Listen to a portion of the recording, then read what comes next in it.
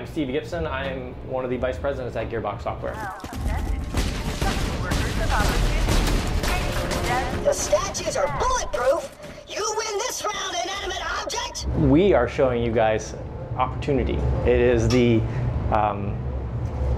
city that is the kind of the future representation of what Handsome Jack imagines, you know, the world and everything to be for, you know, all of the approved citizens for living on Pandora.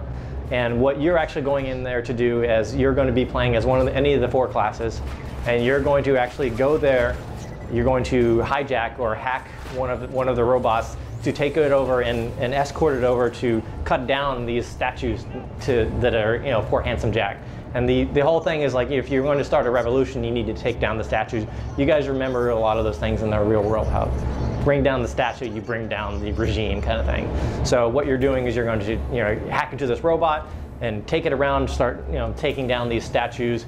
And throughout this time, you're going to be really introduced to Handsome Jack, because Handsome Jack notices and he starts really coming after you, and you'll get to see a lot of interesting new things. What you'll also see is that the City of Opportunity is a vastly different visual style than anything else you've seen in Borderlands. And that's what's great about Borderlands 2, is that there's all kinds of surprises. That's how far you've fallen? It's just sad.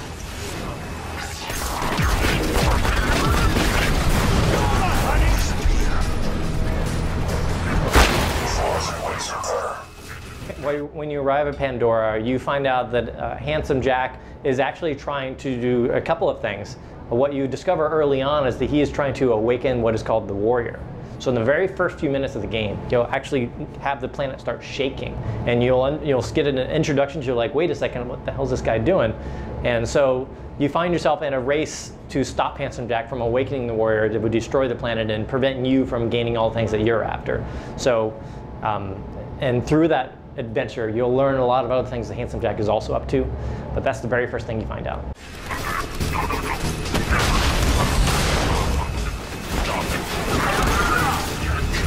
All right, you made your point. You don't like the statue, I get it.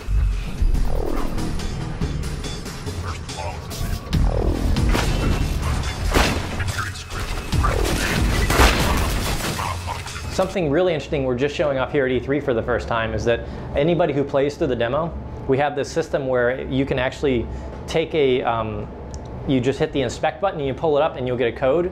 And then if you get that code, you'll get when you go play the demo, you can actually take that code, bring it home, and then when the game comes out, you'll get that gun.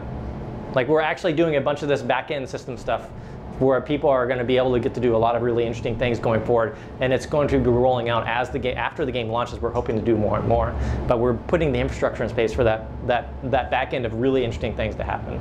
But on the more front end trade system and all those kind of things, where you'd be able to just link up with the player and you say, hey, I want to trade you this for this, and they'll both come up on the screen.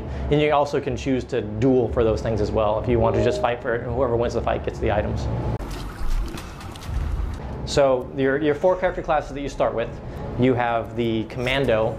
That is kind of the evolution of the Soldier, where you can cast multiple turrets. You can launch them and attach it to ceilings and walls. It has this upgradable path where you can add rocket launchers and laser sights and all these different things. So it's kind of the 2.0 version of that. And you're really almost 3.0, because it's just a giant leap forward for what the Soldier becomes to the Commando.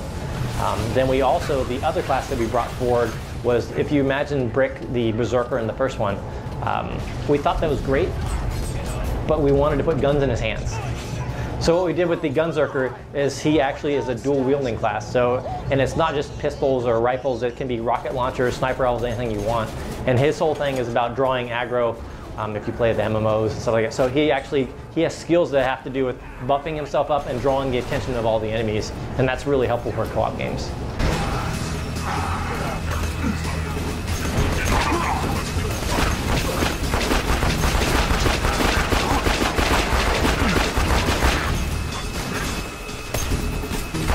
Nearly paid off the house.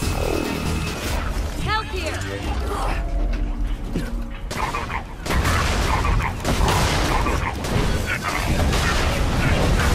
Sentry gun prime!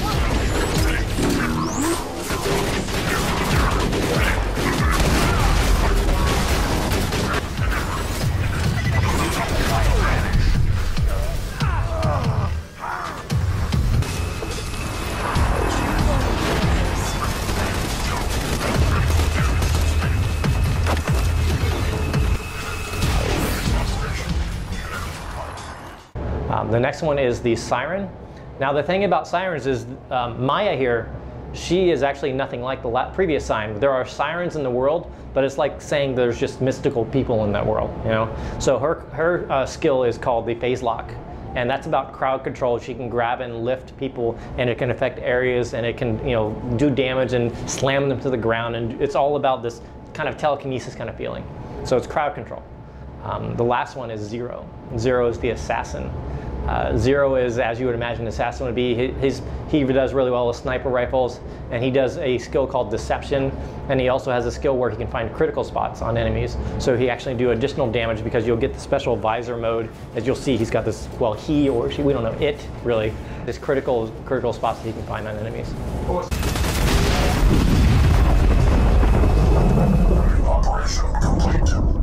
Now that you're done with that bot, it's time for some fun. You ever seen a constructor bot dance, minion? Cause you're about to. 3, 2, 1, dance time! Massive dance records. Error. Error. Oh, he just exploded, didn't he? I guess that's kinda like dancing.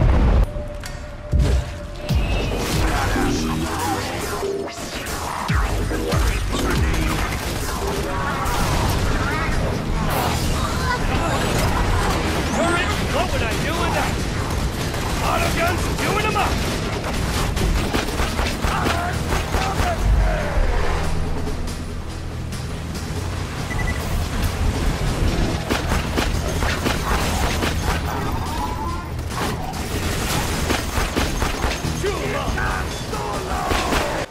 Finally then, Borderlands 2, when can people get their hands on it, purchase it, on what platforms? It's going to be internationally September 21st, and in the North America and in all those areas, it's going to be September 18th. It's going to be on Xbox 360, PlayStation 3, and PC simultaneously.